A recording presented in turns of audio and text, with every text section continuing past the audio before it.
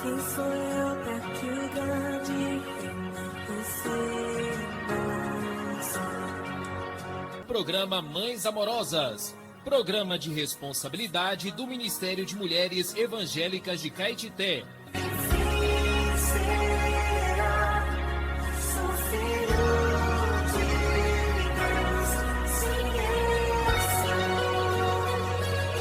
Queridas irmãs em Cristo, está iniciando o programa Mães Amorosas, o Ministério de Mulheres da Igreja em Caetité.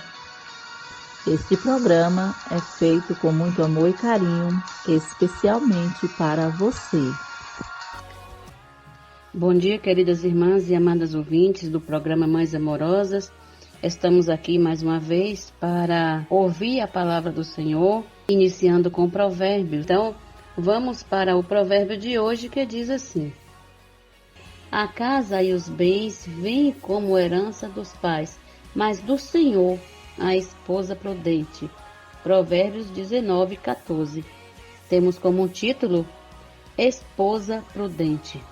Nenhum de nós escolheu a família em que nasceu. Alguns nasceram em um lar abastado e outros em condição humilde. Não tivemos opção de selecionar pais para vir ao mundo. Quem tiver um pouco de sorte receberá a casa e bens como herança deles.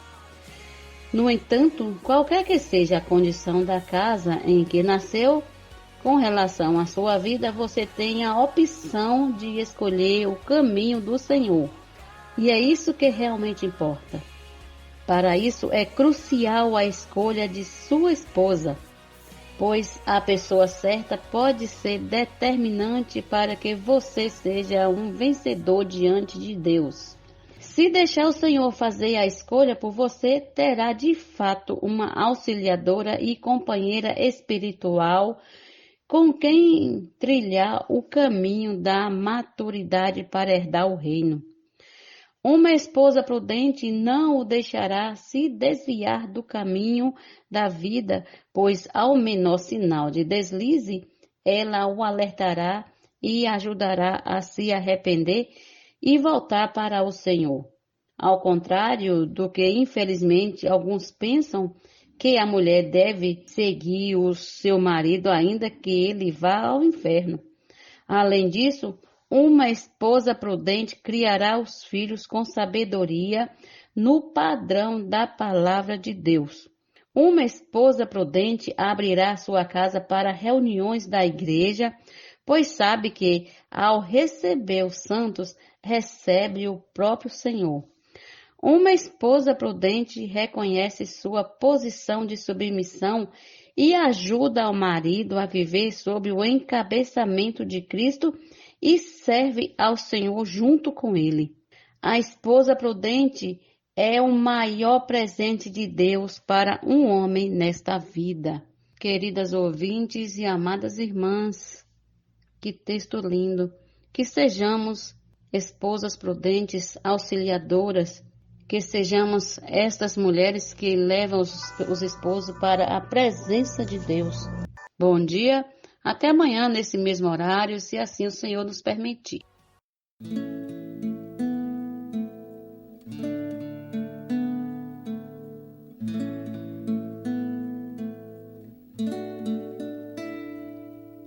Grande mercê, meus olhos se abriram para conhecer o verdadeiro Deus.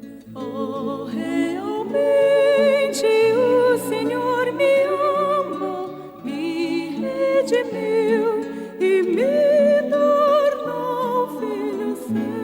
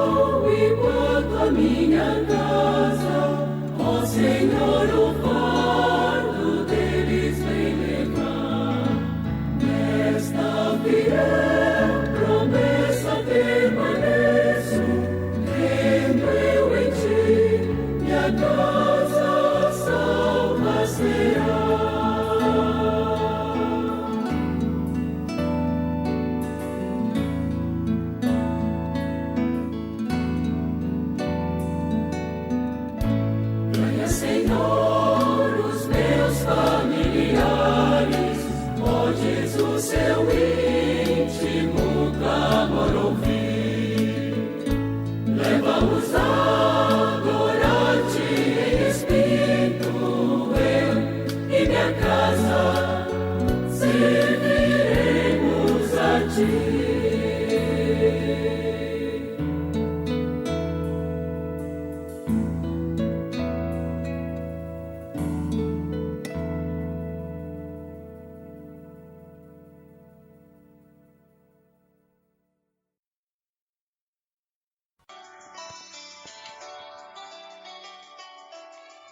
Alimento diário. Série Vida e Edificação. Autoria: Pedro Dong. Leitura: Neide Soares Marques. Levantar antes de qualquer outra coisa. Faça uma respiração da vida. Invocando profundamente o nome do Senhor Jesus. Invocando profundamente. Amadas irmãs, das ouvintes, hoje é terça-feira. Vamos ler com oração. A leitura de hoje também está em Isaías 53, versículo 4 a 8. Ele foi transpassado pelas nossas transgressões e movido pelas nossas iniquidades. O castigo que nos traz a paz estava sobre ele, e sobre suas pisaduras fomos sarados. Isso está em Isaías, capítulo 53, versículo 5. A humildade e o sofrimento de Deus. Essa é a mensagem de hoje. Porque o Senhor foi um Senhor humilde. O Senhor sofreu também por nossa causa.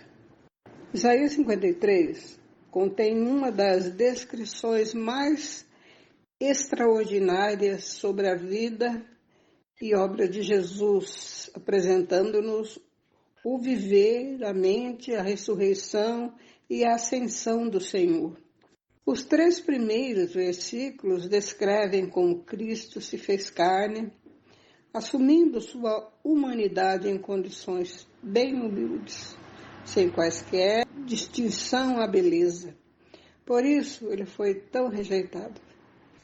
Quem creu em nossa pregação e a quem foi revelado o braço do Senhor, porque foi subindo como renovo perante ele e como raiz de uma terra seca. Não tinha aparência nem formosura. Olhamo-nos-lo, mas nenhuma beleza havia que nos agradasse. Era desprezado e o mais rejeitado entre os homens. Homem de dores e que sabe o que é padecer, e como um de quem os homens escondem o rosto. Era desprezado e dele não fizemos caso. Esses versículos mostram que Jesus, como homem, não tinha qualquer beleza física ou aparência que pudesse agradar ou atrair as pessoas, e que o auxiliassem a um reconhecido como o Cristo, seu valor interior e por sua palavra. Para isso ele foi tão desprezado pelos judeus. Sua aparência desagradável foi um teste para as pessoas, porque o ser humano sempre valoriza a aparência, mas Deus vê o coração.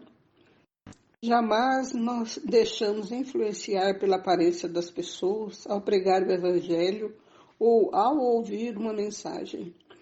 Aquele que parece fechado ao Evangelho pode ser um filho da paz, e quem aparentemente é espiritual pode tornar-se uma decepção. Procuremos antes conhecer o conteúdo, o teor da palavra que sai do interior de um servo de Deus. Os versículos seguintes descrevem a crucificação de Cristo. Deus o feriu, oprimiu e afligiu por nossa causa. Ele tomou sobre si todas as nossas dores e enfermidades.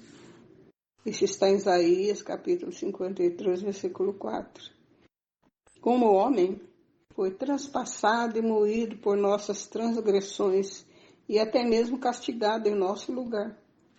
Jesus morreu porque não seríamos capazes de suportar este castigo. Se hoje gozamos de paz e estamos sãos, tenhamos certeza de que isso foi possível porque Ele sofreu em nosso lugar. Ele está acima de tudo isso e nós, os que cremos, temos acesso a esse poder ao usar nossa fé. Deste modo, poderemos conhecer qual a suprema grandeza do seu poder, para com que cremos segundo a eficácia da força do seu poder. Se está em Efésios, capítulo 1, versículo 19. Esse é o mesmo poder que Deus exerceu em Cristo, ressuscitando-o dentre os mortos e fazendo-o sentar à sua direita nos lugares celestiais. Em Efésios, capítulo 1, versículo 20, Deus Pai não só ressuscitou Cristo, mas também o fez ascender até o céu para fazê-lo sentar à sua direita nos lugares celestiais. Acima de todo principado, potestade, e poder, e domínio, e de todo nome que se possa referir, não só no presente século, mas também no vindouro. O objetivo disso é colocar todas as coisas debaixo dos pés e, para ser o cabeça sobre todas as coisas, o deu à igreja, a qual é o seu corpo, a plenitude daquele que a tudo enche em todas as coisas. Em outras palavras, Deus fez tudo isso para que hoje Cristo encabece a igreja e preencha com sua plenitude. Em nossa vida, ainda há muitos espaços ocupados pelo velho homem, o ego e o ser natural. E nossas opiniões são fortalezas edificadas com bloco de arrazoamento. Não devemos condescender com nossa alma caída. Precisamos imergir na palavra várias vezes ao dia, praticando-a até que nosso ser fique totalmente cheio do Senhor. E dessa forma que Cristo poderá encabeçar a igreja e usá-la como o braço que trará seu reino à terra. E esse é o resultado da ressurreição e da ascensão do Senhor. Oh, Senhor Jesus, obrigado, Senhor. Obrigado pelo seu sangue que foi derramado na cruz em favor de cada um de nós, Senhor. Que seríamos de nós se o Senhor não viesse sofrer em nosso lugar? Oh, Senhor Jesus, nós te agradecemos por tanta graça. Te agradecemos pelo Espírito que foi dado a cada um de nós. Senhor Jesus, nos preserve assim na tua presença, amando o Senhor cada vez mais e amando as pessoas ao nosso redor. Amando a igreja. Oh, Senhor Jesus, nos leva a te servir para sempre, Senhor. É o que almejamos. Amém.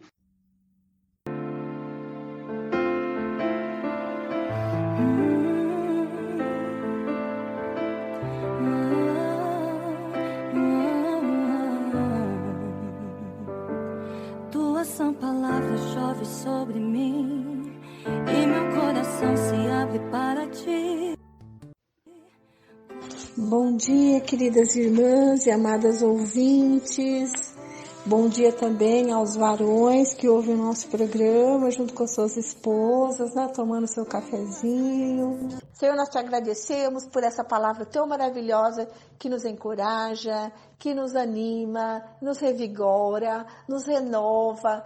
Ó Senhor Jesus, continua nos enchendo, encha-nos até a plenitude, para que todas nós possamos ser vencedoras, trazermos o Senhor de volta e entrarmos no seu reino.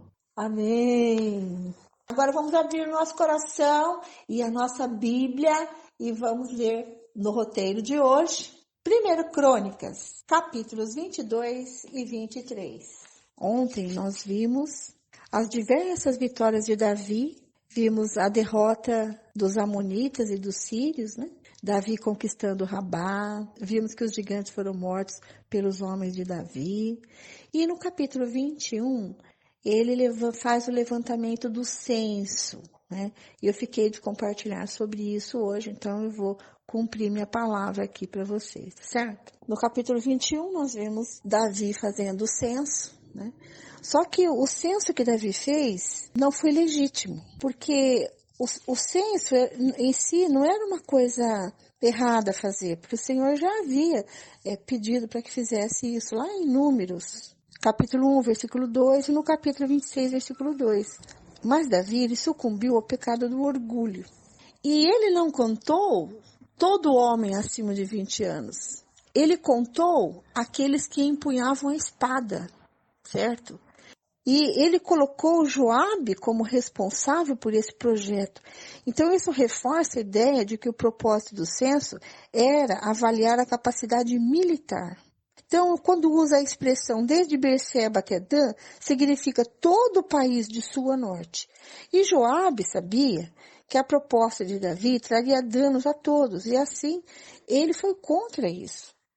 Joabe também se recusou a incluir as tribos de Levi e de Benjamim, talvez porque ele não desejasse que o juízo de Deus viesse à tribo dos sacerdotes, ou à tribo em cujo território ficava o tabernáculo, né, que era Benjamim. Davi percebeu que ele pecou. Quero ler para vocês Êxodo, do capítulo 30, do 11 ao 16. Essa é a maneira que deveria ter sido feito o censo. O pagamento do resgate. O Senhor disse a Moisés: quando você fizer recenseamento dos filhos de Israel, cada um deles dará ao Senhor o resgate de si próprio, quando você fizer a contagem, para que não haja entre eles praga nenhuma. Tá vendo aqui, ó? Se não fizesse o resgate de cada um, haveria praga. Versículo 13. Todo aquele que for incluído na lista dará isto, 6 gramas, segundo o peso padrão do santuário, que é de 12 gramas. Esses 6 gramas são a oferta ao Senhor. Todo aquele que for incluído na lista de 20 anos para cima dará a oferta ao Senhor. O rico não dará mais de 100 gramas, nem o pobre dará menos, quando derem oferta ao Senhor, para fazerem expiação pela vida de vocês. Você receberá o dinheiro das expiações dos filhos de Israel e usará para o serviço da tenda do encontro, e será para memória aos filhos de Israel diante do Senhor, para fazerem expiação pela vida de vocês. Então, essa seria a maneira de fazer o censo, mas Davi não fez esse censo. Davi, ele não contou todos os homens de 20 anos para cima. Ele contou todos os homens capazes que empunhavam a espada, tá? Então, isso reforça que ele estava contando a capacidade militar que ele tinha debaixo do seu comando, certo? E isso fez com que ele se orgulhasse. Antes mesmo do Senhor mandar praga, porque lá em Números nós vimos que se não fizesse esse resgate, haveria praga. Ele percebeu que errou, que ele pecou. Então, o Senhor manda Gade e Natã, que são os profetas ligados a Davi, para que eles vão até ele, e Gade apresenta a Davi 3 opções para punição. 3 anos de fome, 13 meses para ser destruídos diante dos teus inimigos, ou 3 dias de praga. E Davi escolhe cair nas mãos do Senhor. Então, o Senhor manda praga, né? 3 dias de praga. Davi, que tinha desejado saber quantos homens ele tinha à sua disposição, terminou com 70 mil a menos do que ele tinha, porque foram mortos pela praga que o Senhor mandou. Certo? Então, essa foi a punição que o Senhor deu a Davi, porque ele se orgulhou no seu coração e não fez o censo como deveria ser feito, como o Senhor havia ordenado, e fez para ver qual era a sua capacidade, a sua força militar em todo o país, né? Ó Senhor Jesus. Então, esse aqui ontem não deu tempo de eu compartilhar, estou concluindo agora, tá bem? Então, vamos agora ao roteiro de hoje. Bem, a leitura começa aqui. Davi faz preparativos para edificar o templo. Capítulo 22, versículo 1, Davi disse assim: aqui se levantará a casa do Senhor Deus e o altar do holocausto para Israel. Davi deu ordem para que fossem reunidos os estrangeiros que estavam na terra de Israel e encarregou pedreiros que preparassem pedras lavradas para a construção da casa de Deus. Davi ajuntou ferro em abundância para os pregos das folhas dos portões e para as junções, bem como bronze em abundância, que nem foi pesado. Além de madeira de cedro sem conta, porque os homens de Tiro e de Sidom a traziam a Davi em grande quantidade, pois Davi dizia: meu filho Salomão ainda é moço e inexperiente, e o templo que será edificado para o Senhor deve ser sobremodo magnífico, para nome e glória em todas as terras. Portanto, vou providenciar o necessário para a construção. Assim, antes de morrer, Davi providenciou materiais em abundância. Então, agora um pequeno comentário aqui, né? O Senhor disse para Davi que ele não iria construir o templo para ele porque ele tinha as mãos cheias de sangue, né? Mas um filho seu iria construir o templo. Se você e eu soubéssemos que eu não teria esse privilégio de construir o templo, o que você faria? Cruzaria os braços, né? E ficava esperando a morte chegar, não é? Davi fez assim? Não. Davi disse, bom, já que eu não posso construir, eu posso preparar os materiais, né? Olha o coração de Davi. Ele preparou todos os materiais que iriam ser usados na construção do templo. Vamos aprender isso com Davi? Ordens de Davi a Salomão. Então, versículo 6. Então Davi chamou Salomão, seu filho, e lhe ordenou que edificasse um templo ao Senhor, Deus de Israel. Davi disse a Salomão, meu filho, tive a intenção de edificar um templo ao nome do Senhor, meu Deus. Porém, a palavra do Senhor veio a mim, dizendo, você derramou muito sangue, fez grandes guerras. Você não edificará um templo ao meu nome, porque derramou muito sangue na terra, na minha presença. Eis que lhe nascerá um filho, que será homem pacífico, porque lhe darei descanso de todos os seus inimigos ao redor. Portanto, o nome dele será Salomão, e nos seus dias darei paz e tranquilidade a Israel. Este edificará um templo ao meu nome. Ele me será por filho, e eu lhe serei por pai. E eu estabelecerei para sempre o trono do seu reino sobre Israel. Agora, meu filho, que o Senhor esteja com você, a fim de que você prospere e possa edificar a casa do Senhor seu Deus, como ele disse a seu respeito. Que o Senhor lhe conceda prudência e entendimento, para que quando for rei sobre Israel, você guarde a lei do Senhor seu Deus. Então, você prosperará. Se tiver o cuidado de cumprir os estatutos e os juízos que o Senhor ordenou a Moisés a respeito de Israel. Seja forte e corajoso, não tenha medo, nem fique assustado.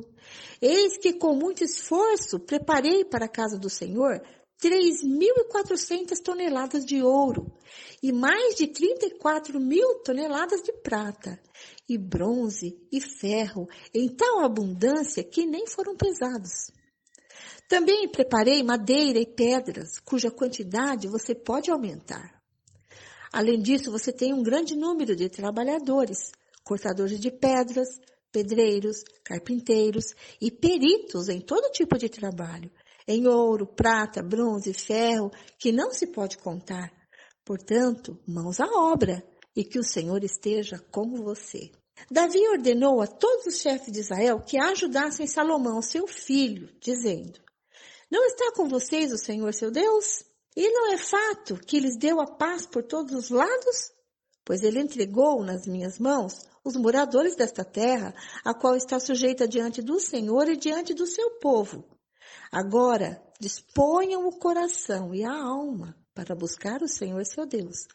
Preparem-se e comecem a construir o santuário do Senhor Deus, para que a arca da aliança do Senhor e os utensílios sagrados de Deus sejam trazidos a esse templo, que será edificado ao nome do Senhor. Capítulo 23, versículo 1. Quando já era bem velho, Davi constituiu o seu filho Salomão rei sobre Israel.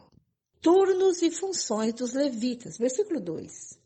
Davi reuniu todos os chefes de Israel, bem como os sacerdotes e levitas. Foram contados os levitas de 30 anos para cima e seu número contados um por um. Foi de 38.000 homens. Destes, havia 24.000 para supervisionarem a obra da casa do Senhor. 6.000 oficiais e juízes. 4.000 porteiros. 4.000 para louvarem o Senhor com os instrumentos que Davi fez para esse fim. Davi os repartiu por turnos, segundo os filhos de Levi, Gerson, Coate e Merari. Os filhos de Gerson foram Ladã e Simei. Os filhos de Ladã foram Jeiel, o chefe, Zetã e Joel, 3 ao todo. Os filhos de Simei foram Selomite, Aziel e Arã, 3 ao todo. Estes foram os chefes das famílias de Ladã. Os filhos de Simei foram Jaate, Ziza, Jeús e Berias. Esses foram os filhos de Simei, 4 ao todo. Jaate era o chefe e Ziza era o segundo.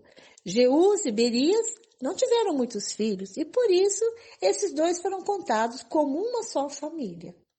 Os filhos de Coate foram Amrão, Izar, Hebron e Uziel, 4 ao todo. Os filhos de Amrão foram Arão e Moisés. Arão foi separado para servir no Santo dos Santos, ele e os seus filhos para sempre, e para queimar incenso diante do Senhor, para o servir e para dar a bênção em seu nome para sempre.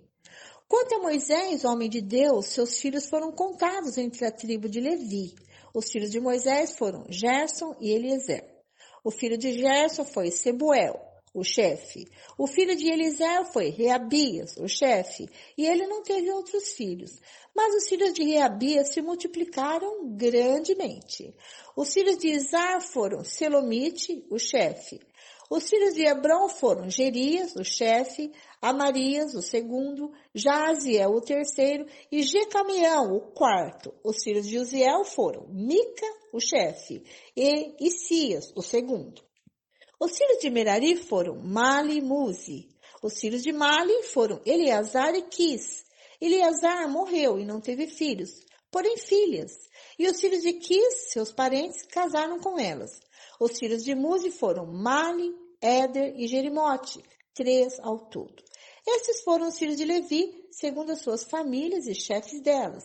Segundo, foram contados nominalmente, um por um, de 20 anos para cima, encarregados do ministério da casa do Senhor. Porque Davi disse, o Senhor, Deus de Israel, deu paz ao seu povo e habitará em Jerusalém para sempre. Assim, os levitas já não precisarão levar o tabernáculo e nenhum dos utensílios para o seu ministério. Porque, segundo as últimas palavras de Davi, foram contados os filhos de Levi de 20 anos para cima. O serviço deles era ajudar os filhos de Arão no ministério da casa do Senhor, nos átrios e nas câmaras, na purificação de todas as coisas sagradas e na obra do ministério da casa de Deus, a saber, cuidar dos pães da proposição, da melhor farinha para a oferta de cereais, dos bolos sem fermento, das ofertas assadas e das misturadas com azeite, bem como dos pesos e das medidas. Deviam estar presentes todas as manhãs e todas as tardes, para darem graças ao Senhor e o louvarem. E sempre que fossem oferecidos os holocaustos do Senhor, nos sábados, nas festas da lua nova e nas festas fixas, diante do Senhor, segundo o número determinado. Os filhos de Levi deviam cuidar da tenda do encontro, que é o tabernáculo, e do santuário, e deviam ajudar os filhos de Arão, seus filhos, no ministério da casa do Senhor. Aleluia! Hoje nós acrescentaremos mais comentários, porque eu acredito que está bem explicado, Muito bem, ficamos por aqui. E a gente vai dar continuidade à leitura de 1 Crônicas. E fiquem agora com a irmã Lene, com Salmos, Provérbios e o livro de Romanos. Até amanhã, se Deus quiser. Bom dia, irmãs. Continuando com a leitura de hoje, vamos ler Salmos capítulo 120, Provérbios capítulo 19, versículos 13 e 14, e a carta de Paulo aos Romanos, capítulo 3, versículos 19 até o 31.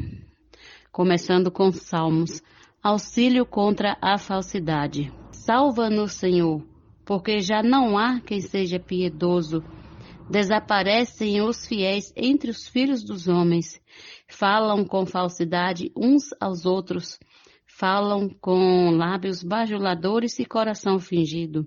Que o Senhor corte todos os lábios bajuladores e a língua que fala soberbamente. Pois dizem, com a nossa língua prevaleceremos. Os lábios são nossos.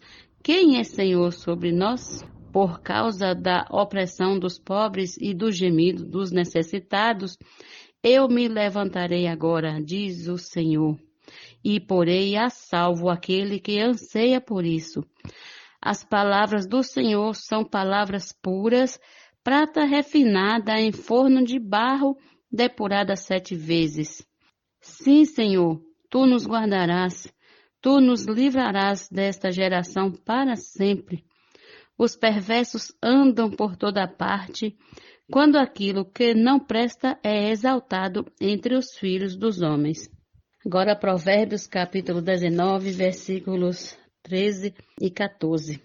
Um filho tolo é a desgraça do pai, e uma esposa briguenta é como uma goteira que não para. Versículo 14. A casa e os bens vêm como herança dos pais, mas a esposa sensata vem do Senhor. Agora, Romanos, capítulo 3, versículos 19 até 31. Ora, sabemos que tudo o que a lei diz é dito aos que vivem sob a lei, para que toda boca se cale e todo o mundo seja culpável diante de Deus. Porque ninguém será justificado diante de Deus por obras de lei, pois pela lei vem o pleno conhecimento do pecado. Mas agora, sem lei, a justiça de Deus se manifestou, sendo testemunhada pela lei e pelos profetas. É a justiça de Deus mediante a fé em Jesus Cristo para todos e sobre todos os que creem, porque não há distinção, pois todos pecaram e carecem da glória de Deus. Sendo justificados gratuitamente por sua graça, mediante a redenção que há em Cristo Jesus, a quem Deus apresentou como propiciação no seu sangue mediante a fé. Deus fez isso para manifestar sua justiça, por ter ele, na sua tolerância, deixado impunes os pecados anteriormente cometidos, tendo em vista a manifestação da sua justiça no tempo presente, a fim de que o próprio Deus seja justo e justificador daquele que tem fé em Jesus. Onde fica, então, o orgulho? Foi totalmente excluído. Por meio de que lei? A lei das obras? Não, pelo contrário, por meio da lei da fé. Concluímos, pois, que o ser humano é justificado pela fé, independentemente das obras da lei. Ou seria Deus apenas Deus dos judeus? Será que não é também Deus dos gentios? Sim, também dos gentios, visto que Deus é um só, o qual justificará o circunciso a partir da fé e o incircunciso por meio da fé. Anulamos então a lei por meio da fé? De modo nenhum. Pelo contrário, confirmamos a lei. Até amanhã com mais uma leitura bíblica, neste mesmo horário, se assim o Senhor nos permitir. Bom dia!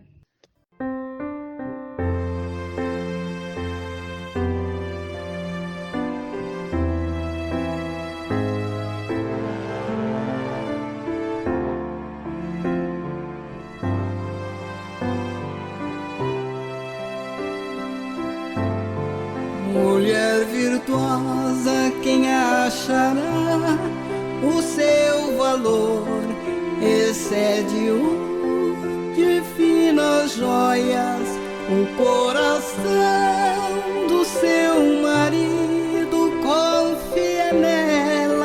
entre os juízes de sua terra, o seu marido é este modo, ela lhe faz bem, não mal.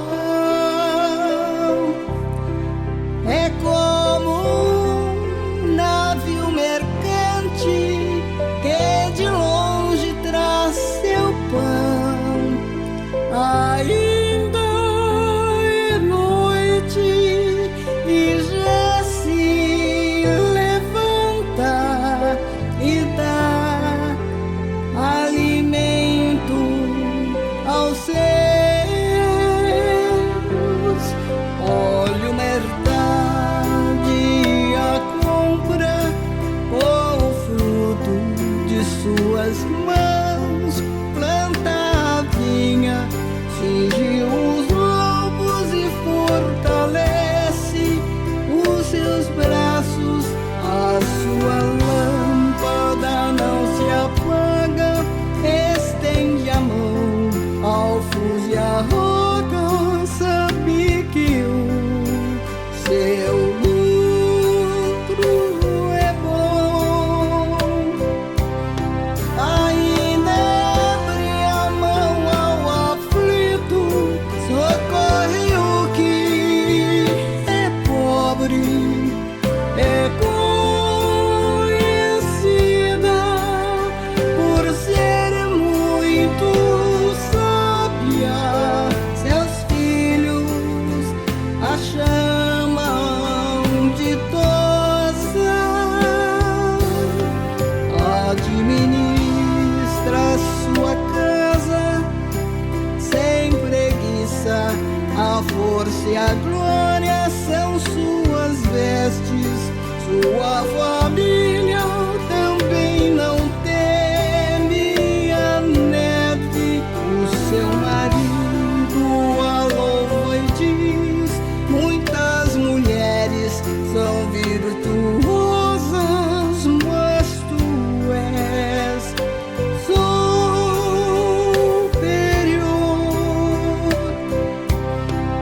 Mulher enganosa é a beleza, a formosura é vã. Porém aquela temente a Deus, esta sim será louvada. Administra sua casa sem preguiça. A força e glória são suas vestes. Sua família também não teme a neve. O seu marido a louva e diz: muitas mulheres são virtuosas, mas tu és superior.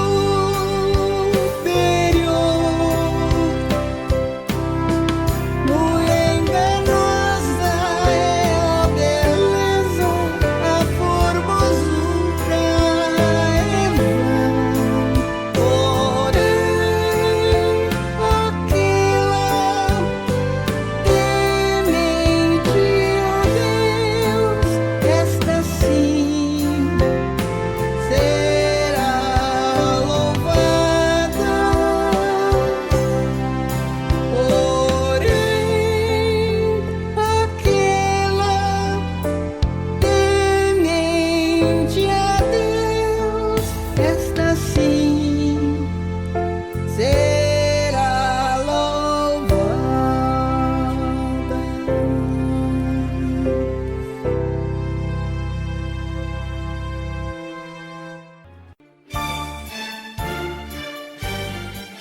Este é o quadro Em Tudo Uma Lição. Sempre existe algo que podemos aprender com Taíka Saleb. Já estamos no tempo do fim. O que fazer neste período? Título de hoje: Como viver o século presente? Um exemplo.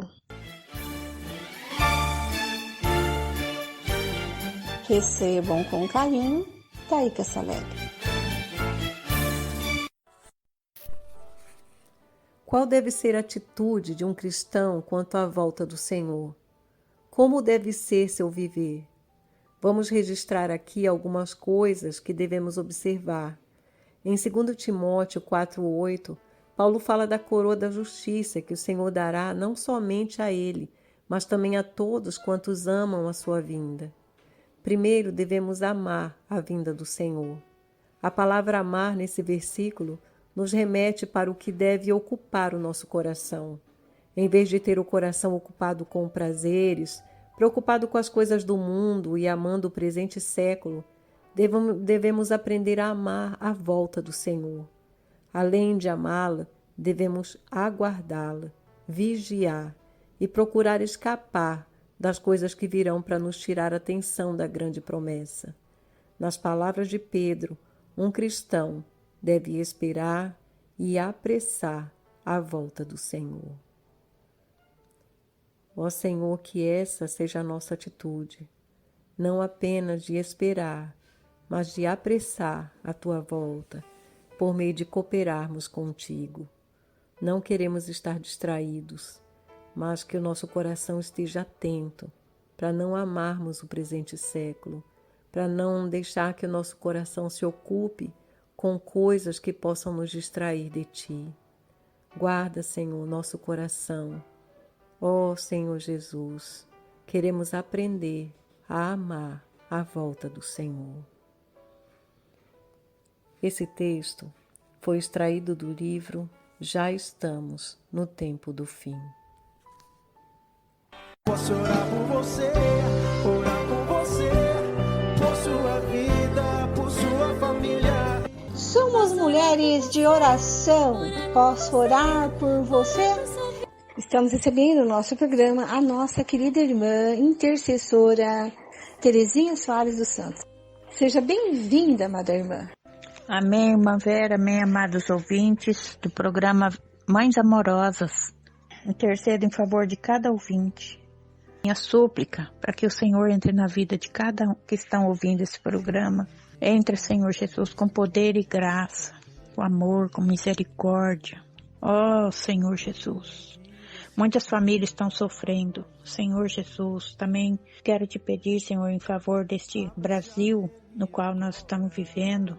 Também quero pedir, Senhor, suplicar em favor dos demais países. Ó Senhor Jesus, abençoa, Senhor, os 4 cantos da face dessa terra, onde tiver um ser vivente. Senhor Jesus, hoje sabemos que o 7 Espírito de Deus está intensificado. Senhor Jesus, percorre mesmo, Senhor, toda a terra habitada para que muitos ainda sejam alcançados a tempo. Ó Senhor Jesus, que a Tua vida possa alcançar cada um que nós almejamos. Um dia ver a Tua face, Senhor, como ela é. Senhor Jesus, trabalha, Senhor, no nosso coração. Ó Senhor, tira toda a raiz de amargura, todo ressentimento, toda falta de perdão. No lugar, Senhor, coloca o amor, a aceitação, a união. O Senhor mesmo disse, quão bom e quão suave é que os irmãos vivem em santa união. Senhor Jesus, o desejo do meu coração é que as famílias vivam essa união santa. Vivam em conformidade com a vontade de Deus. Senhor Jesus, continua trabalhando na vida de cada um, Senhor. Entre em cada lar, esteja trabalhando na vida dos casais, nas famílias. Senhor Jesus, relacionamento entre pais e filhos. Senhor Jesus, que a Tua paz venha reinar nessa terra, Senhor, é o que nós desejamos. Senhor Jesus, interceda em favor de cada família para que haja paz. Que o Espírito do Senhor se faça presente em cada vida. Agradeço a Deus por mais uma oportunidade de ter deixado uma mensagem para vocês. Vou continuar orando por cada uma de vocês durante a semana, amém? E me despeço com a paz do Senhor Jesus. Até amanhã, se o Senhor nos permitir. Amém? Desde o momento em que te conheci, porção preciosa da fé recebi, mas por sentir